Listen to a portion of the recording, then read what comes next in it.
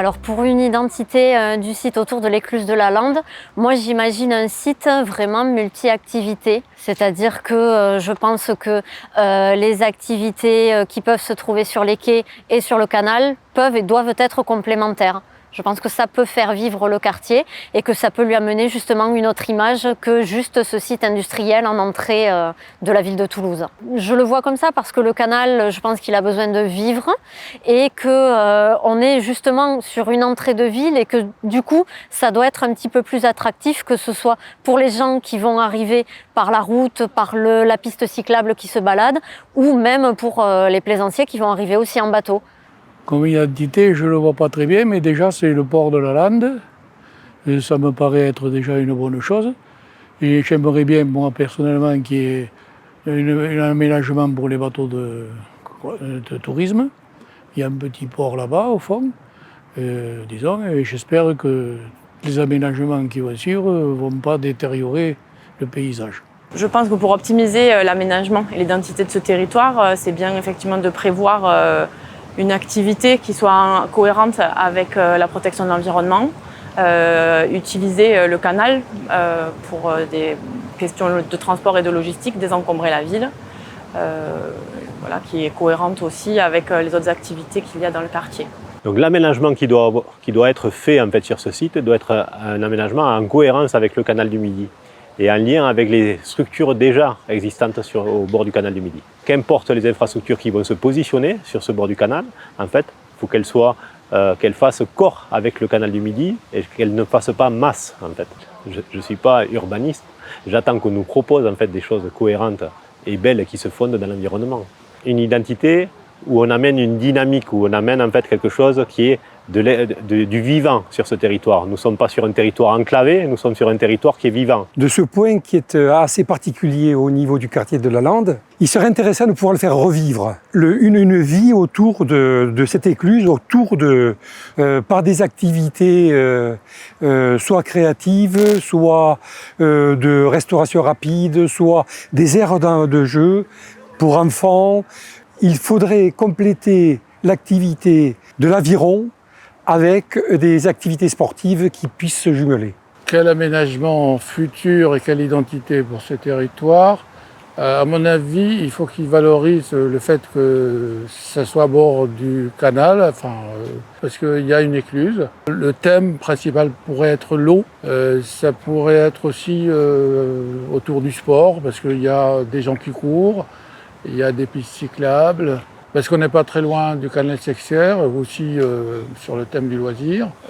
Mais ça n'empêche pas que d'autres activités peuvent se faire, en particulier les transferts de marchandises, les livraisons de marchandises, etc. L'aménagement et l'identité future dans cet espace, moi je vois beaucoup d'aménagements cyclables. Ce qui est le plus en développement actuellement, plutôt qu'un aménagement industriel qui est déjà de grande importance avec la zone de Fondeille à côté. Parce que l'aménagement cyclable apporte énormément de flux dans les entreprises autour. Beaucoup de gens ne font pas du vélo que pour le plaisir, beaucoup pour aller travailler. Beaucoup pour aller travailler. Quel aménagement, quelle identité pour le territoire? Le constat que je fais, c'est que l'espace souffre d'un problème d'accès. Il y a un seul point d'accès et c'est problématique. Deuxième point, en termes de vocation de la zone. Pour l'instant, ce n'est pas une vocation d'habitation majoritaire, on voit c'est l'activité. Donc en faisant cette opération, on ne changera pas la destination. Au contraire, on va réorganiser l'activité. Mais il ne faut pas exclure ceux qui résident, il faut aussi mixer avec de l'habitation. Une zone seulement vouée à l'activité n'est pas bonne. Il faut conjuguer, faire une mixité sociale, mixité urbaine dans ce quartier. C'est un site qui a aujourd'hui une vocation logistique certaine sur cette partie nord de Toulouse, qui bénéficie d'infrastructures multimodales intéressantes. Le canal en fait partie, la voie ferrée, le routier. Et c'est vrai que la logique ou l'idée de mettre de la logistique urbaine ici, dans une manière de décarboner, a du sens. Mais néanmoins, ça n'est pas qu'un lieu logistique, c'est aussi un lieu de vie, c'est un lieu associatif, c'est un lieu sportif. Donc il faut pouvoir réussir à combiner tout ça Donc mélanger une logique très industrielle, très économique, avec aussi une logique d'un territoire qui appartient et qui est toujours utilisé par les Toulousains.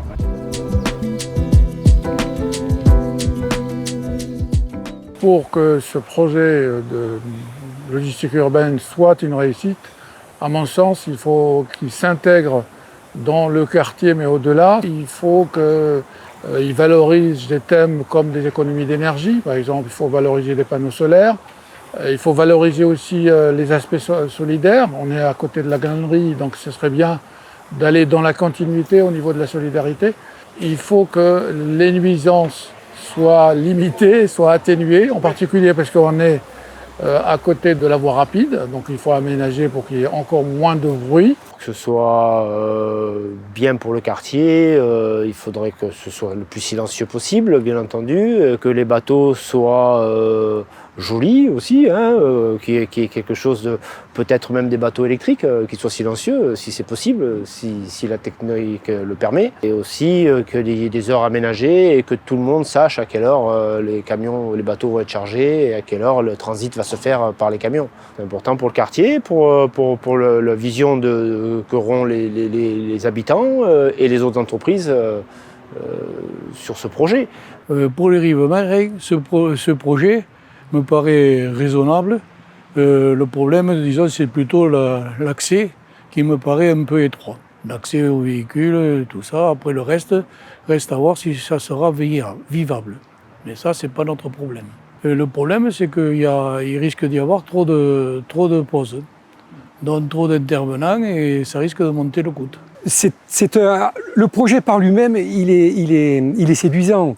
Imaginez des bateaux qui soient électriques à hydrogène sur le canal pour pouvoir effectivement faire une activité commerciale supplémentaire et puis réduire aussi l'activité polluante à l'intérieur de la ville. Ça, c'est tout à fait positif.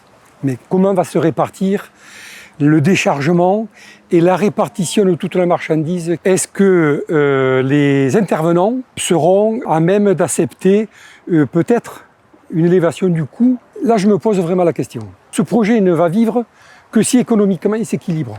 L'enjeu fondamental, en effet, en quelques mots, c'est justement de bâtir un écosystème logistique où vous allez retrouver l'infrastructure en tant que telle, donc le canal du Midi, la péniche qui va transporter, mais aussi le produit lui-même, le chargeur, le transporteur, celui qui amène en effet la matière, le produit qu'on va transporter, pour que les deux soient liés et que en effet la péniche elle parte pas à vide et elle revienne pas à vide. Si on veut que ça réussisse, il ne faut pas se limiter à l'expérimentation. Voilà, il faut assez vite bâtir un processus assez industriel. C'est un environnement qui est assez contraint, contraint dans le sens où c'est pas une autoroute qui amène ici, clairement. Il faut passer un pont, il faut passer des voies qui sont assez étroites. Il faut savoir mixer aussi cette organisation avec des gens qui travaillent autour, donc ça demande un vrai travail de concertation. Alors, selon moi, l'enjeu fondamental pour ce projet de logistique fluviale urbaine, c'est de bien prendre en compte effectivement les différentes parties prenantes du territoire pour que ce projet soit bien accepté déjà par les riverains, qu'il soit apporté et qu'il fonctionne. Notamment toutes ces problématiques de circulation qui ont été évoquées par toutes les parties prenantes. Et ensuite, je pense que l'intérêt, l'enjeu de ce projet, ce sera qu'il fonctionne en fait, de voir qu'effectivement autant les commerçants du centre-ville que les logisticiens y trouvent un intérêt et que ça se développe au fil des années. En termes de stratégie, moi je suis un peu en difficulté puisqu'on me montre un site, un espace, un morceau de ville.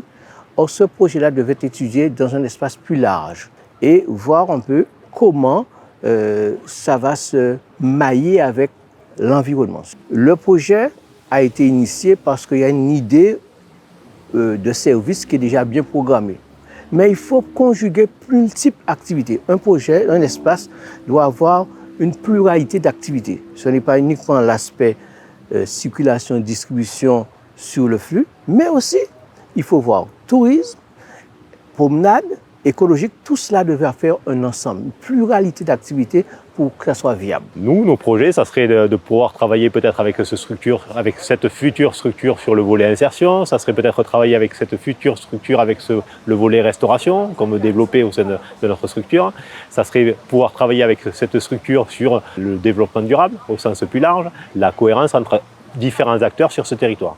L'enjeu fondamental, c'est le volet participatif, dès le départ, ce que vous êtes en train en fait, d'impulser. Le fait que l'ensemble des acteurs soient impliqués sur la cohérence d'un nouvel acteur qui ne soit pas amené de façon en fait, abrupte en fait, sur le territoire, que ça soit concerté. L'enjeu fondamental pour la réussite du projet, c'est que tous les acteurs du projet, je pense, soient plus ou moins d'accord sur ce qui doit se passer sur le site. C'est-à-dire que chacun doit donner son opinion et je pense qu'il faut prendre justement le meilleur de chacun de tous ces acteurs. C'est-à-dire des personnes qui vont utiliser les quais qui sont mis à disposition, les personnes qui ont des activités nautiques et les gens qui habitent le quartier, parce que tout le monde est concerné de la même manière. Mais je pense qu'on peut prendre le meilleur de chacun pour monter un projet qui soit constructif pour tout le monde. C'est ça l'enjeu fondamental parce que on se trouve quand même sur un site exceptionnel qui est à la base le canal. Et le canal, je pense qu'il faut qu'il vive. Donc tout le monde a un petit plus à apporter pour relancer une activité sur ce beau site qu'est le canal et qui est aussi l'entrée de Toulouse, donc ça peut aussi valoriser Toulouse. Ça me plaît de voir un développement sur cette zone parce que bon, elle est un peu tristounette quand même. Et puis il faut surtout penser à l'avenir des jeunes et puis à l'avenir de la ville. Eh bien, pour que ce projet soit une réussite, il faudrait tenir compte quand même des désirs des habitants du lieu, qui sont quand même assez nombreux. Il faut aussi prévoir l'avenir. Il faut aussi qu'on apprenne tous à vivre ensemble. Il faut un développement économique. Il faut un peu de tout. Voilà, il faut que tout ça soit bien pensé, bien équilibré.